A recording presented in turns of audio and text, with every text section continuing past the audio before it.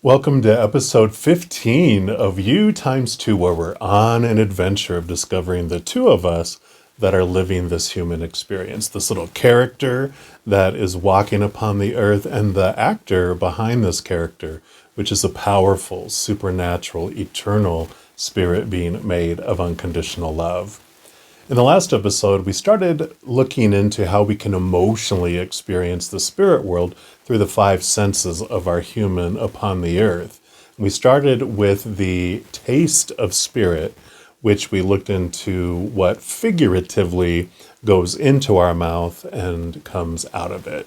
And in this episode, we're going to continue on that vein of talking about what comes out of our mouth and what vibrates from our vocal cords into this human world.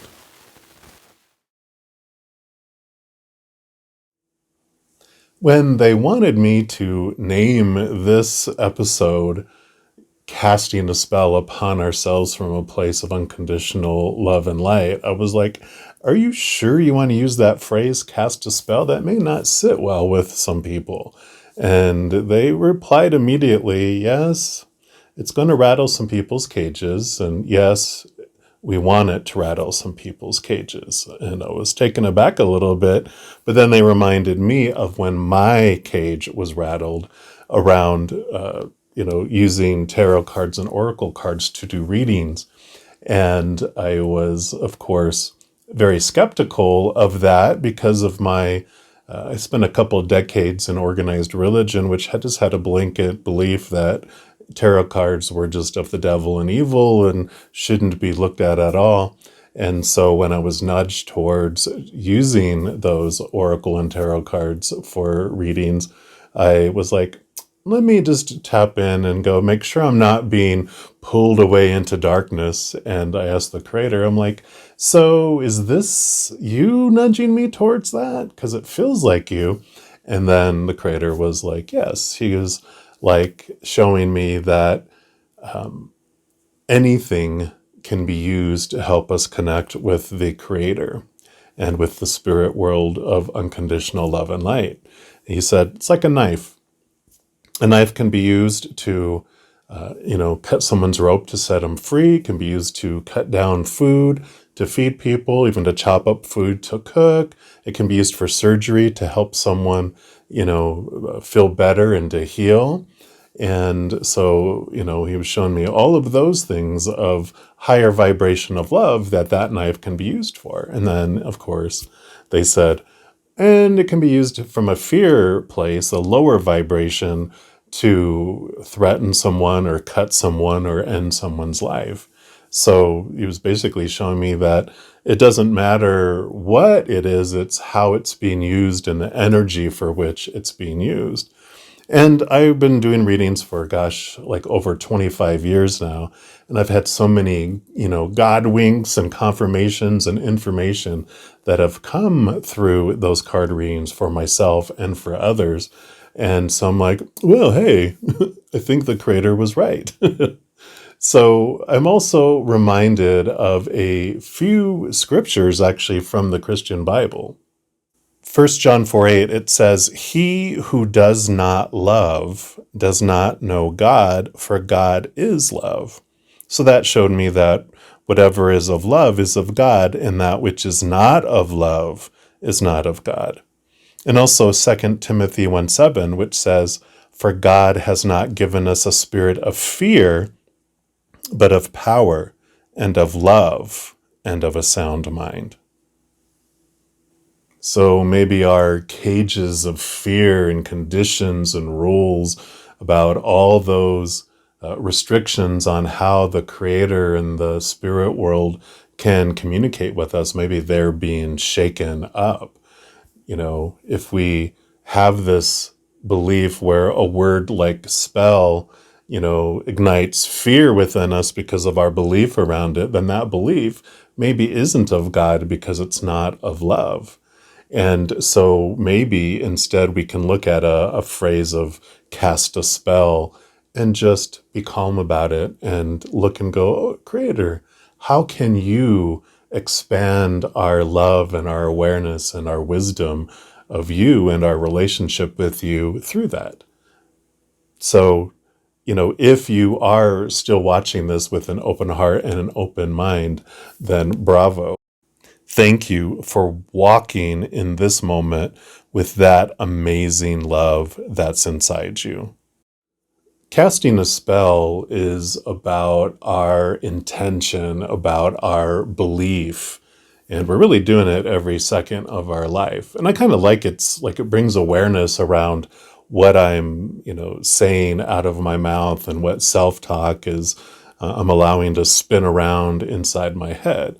And I kind of like that feeling that my words and the vibration of my vocal cords has power in it. And it would be like bring attention to me that if I'm going to say something, then I want to make sure I really believe it if I'm having it come out of my mouth. Or maybe it brings awareness to me that maybe I'm just blah, blah, blahing about things because it's something that is my habit or something that I fear instead. Bringing focus to the power of the words that I speak has me being more aware of what I'm saying out loud, what I'm typing in social media, what I'm texting, or however I'm communicating. When I reshare a post on social media, is that really what I want to put out into the world? Is it of fear and divisive? Or is it of unconditional love and light? I don't believe in like a judgment after we go back home, but it's kind of funny just to imagine that, I'm past, I'm on the other side, I'm sitting next to the creator of his computer, and then they say, all right, now we're going to go through your Facebook history and look at all the social posts and all your Instagram and all your Twitter of what you, put out into the world. And I'm like, oh no. But I do love how Facebook and some of the social media do have like this memories section where it'll show you, the last 10 years on this day of what you posted, because it has allowed me to see like how I've progressed and the stuff I used to, post about, that were kind of lower energy and of fear and, expectations and things like that, where it's become more and more of unconditional love. And then also there are times when I look at it and go, oh, I used to post some really nice stuff in that area of my life, and now I kind of drifted back into this. And so it helps nudge me, just make me aware of what I want to intentionally share that is more of a higher vibration of unconditional love. In the last episode, I mentioned that affirmations are one way that we can begin a change of our self-talk and verbal speech. Affirmations can give the mind something uplifting to focus on for us, rather than the usual victimhood it's regurgitating that it learned from the outside world, and that tears us down and pulls us into the world of chaos. What's in our hearts as we speak, we draw that to us. And I'll say that again. What's in our hearts as we speak is what we draw to us. So I can say, I desire wealth in my life, but my heart is going, I deserve lack. Then I'm going to be inviting more lack into my life, no matter what my little words are that are coming out of my mouth. It's like ordering a blue hoodie from, Amazon, me saying, I'm going to order a blue hoodie, but I click and order a pair of red pants.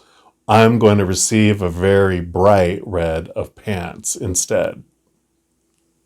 Also, if I speak to what I don't want in my life, then I draw that more to me. Kind of look at it as, maybe there's an illness in my life somehow, or a health issue, or I'm concerned about my, income and my wealth, or whatever that might be.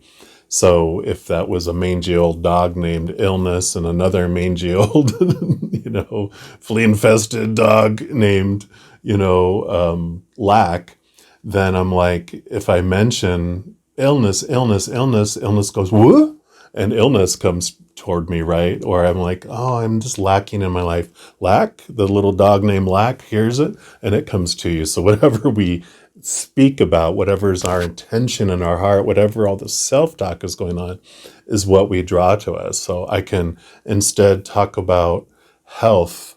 I'm enjoying and grateful for my health. I'm grateful for what I have in my life. And when we have all those things, we draw that into our life. But the biggest thing is that it's our heart matching our self-talk, matching our words. When you have all three of those in alignment, that's where the magic happens.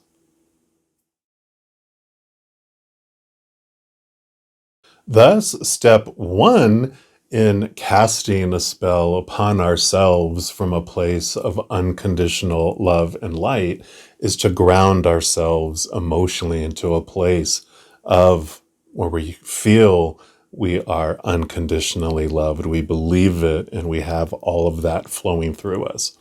In episode 5, I introduced a I am love meditation kind of mantra that I use that helps me really become grounded in this place that I am unconditionally loved.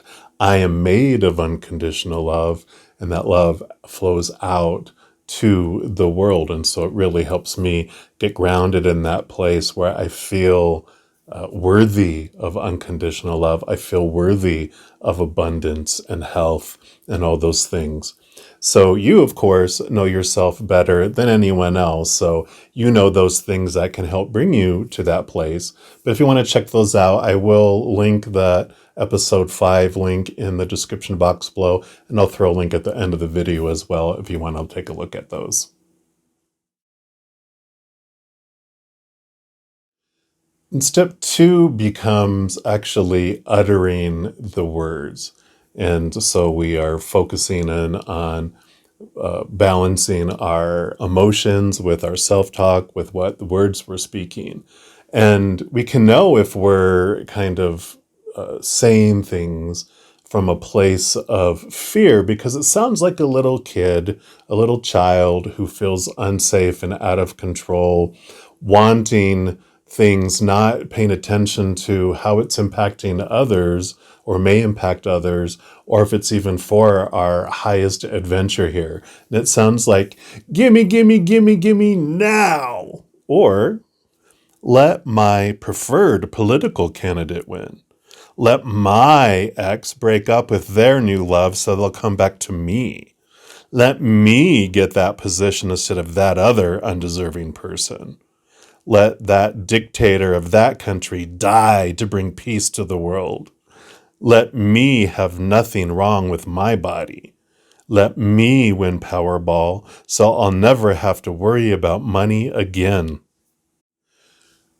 So we're intending from this place of pushiness, of control. It's like a little child that's just almost throwing a tantrum because it wants something.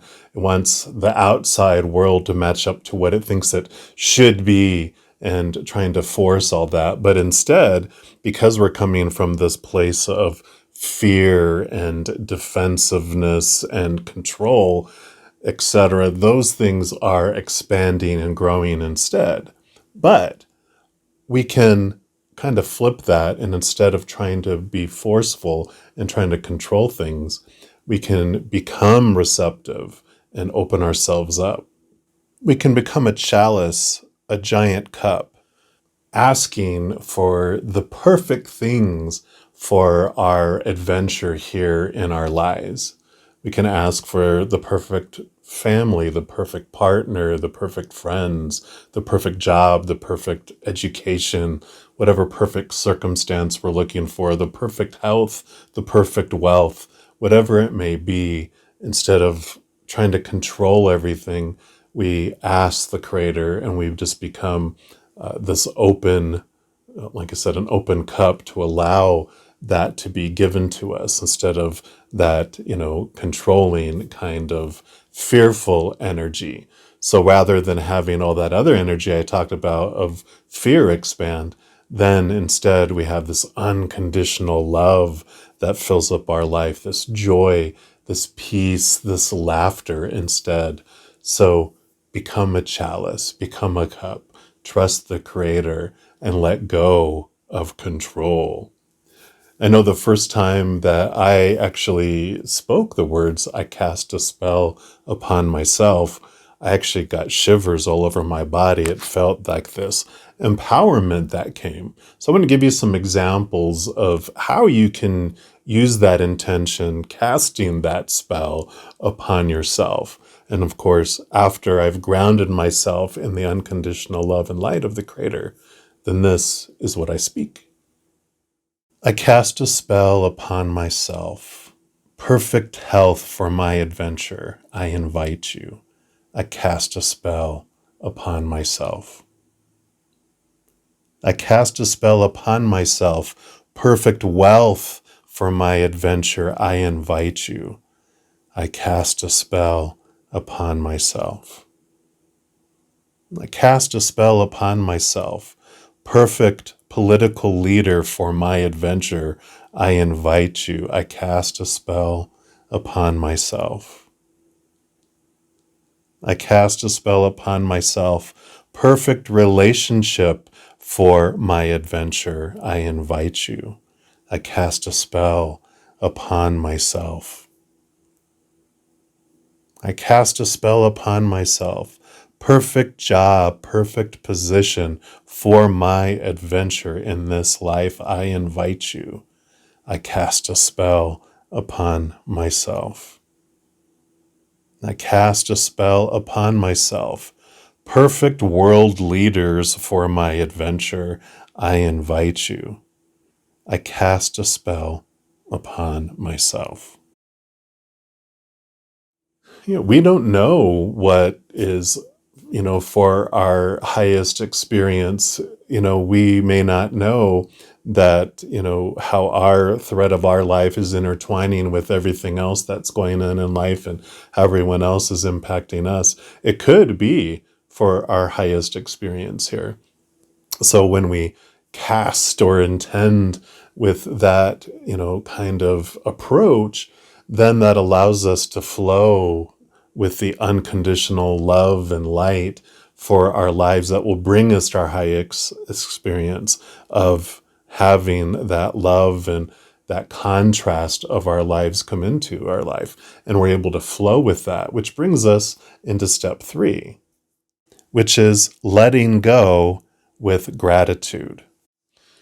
We turn in our little deputy of the universe badge back to the Creator and say, you know what? I don't think you need my help to control everything that's going on in the world. And you really probably don't even need my opinion on what's going on in the world.